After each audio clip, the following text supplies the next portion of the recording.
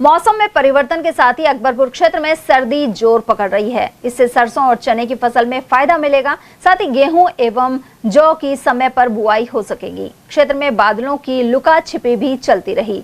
ऐसे मौसम में प्याज की फसल में रोग लगने की आशंका भी बनी हुई है।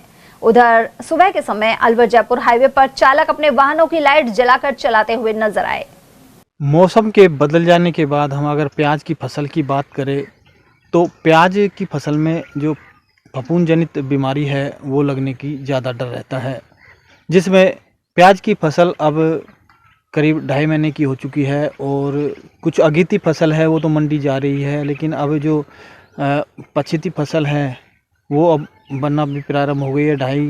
करीब 2.25-3 महीने की हो गई है, कुछ किसान भाइयों की 2 महीने की हो गई। लेकिन अब जैसे मौसम बदला है और अब ओस पड़ना प्रारंभ हो गया तो जैसे फफूंद जनित बीमारी हो सकती है और उसमें सड़न गलन का भी ज़्यादा प्रकोप रहता है।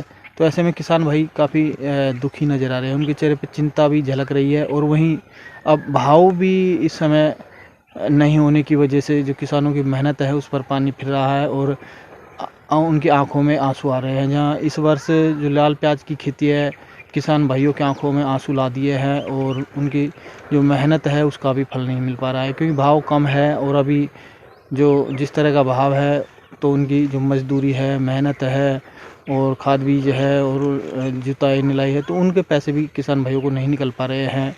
और जो बरसात अब मौसम भी ऐसा हो रहा है, धूप भी नहीं खिल रही है, तो ऐसे में जो प्याज की फसल है उसको काफ़ी नुकसान होने की संभावना है। कहते हैं कि एक तरफ जहाँ भाव नहीं मिल रहा है तो राज भी मार रहा है और दूसरी ओर ऊपर जो बेमौसम जो बरसात है, बरसात से पहले भी जो गलन हुई थी उससे भी प्याज नहीं बैठ पाई थी, प्याज का विकास नहीं कर पाई थी। तो ऐसे में काफ़ी प्याज खराब होने की वजह से ऊपर वाले की भी किसान भाई मार झेल रहे हैं।